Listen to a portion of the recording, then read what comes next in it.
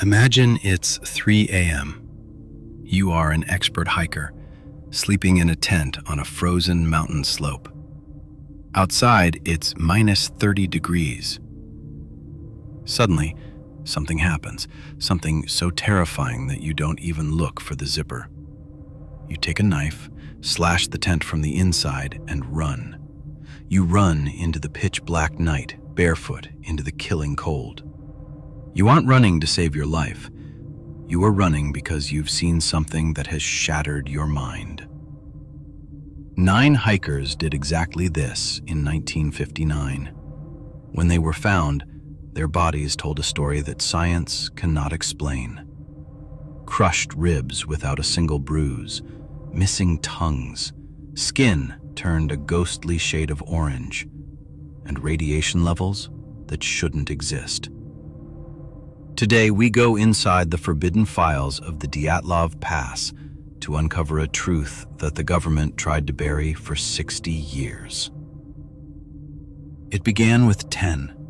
Led by Igor Dyatlov, this group of students and engineers from the Ural Polytechnic Institute were no amateurs. They were level 2 hikers on their way to becoming masters. But the mountain they chose, Kholat Syakhl, was known by the local Mansi tribes as the Mountain of the Dead. Early in the journey, one hiker, Yuri Yudin, fell ill and turned back. As he hugged his friends goodbye, he didn't know he was hugging ghosts. The remaining 9 pushed forward. Their last diary entries were normal, almost too normal. But the final photograph found on their camera is chilling. A blurry, dark silhouette emerging from the blizzard. Was it a predator? Or was it the beginning of the end? February 26th. Search parties find the camp. The tent is collapsed, half buried in snow, but when they look closer, they realize the horror. The tent was sliced open from the inside. All their survival gear, their boots, their heavy coats, their food, was still inside. Why would 9 experienced hikers leave their only chance of survival and walk into a certain death?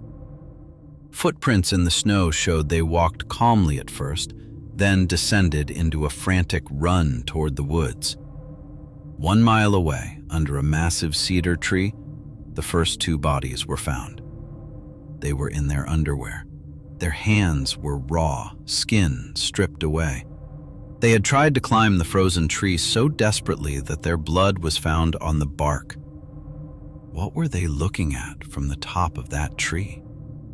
Was the thing that chased them still standing by their tent? The mystery deepened when the remaining bodies were found in a ravine. This is where the story turns into a nightmare. Forensic experts were baffled. 3 of the hikers had massive internal damage. Semyon Zolotaryov had his ribs crushed so badly his chest was flattened. Nikolai Thibault Brignol had his skull fractured. But here's the catch. There was no external trauma, no bruises, no skin damage. It was as if they had been subjected to a massive burst of pressure, like being at the bottom of the ocean. And then there was Lyudmila Dubinina. She was found cold, lifeless, and missing her tongue and eyes. Not cut out by a knife, just gone. The Soviet military immediately took over. They detected high levels of radiation on the hikers' clothing.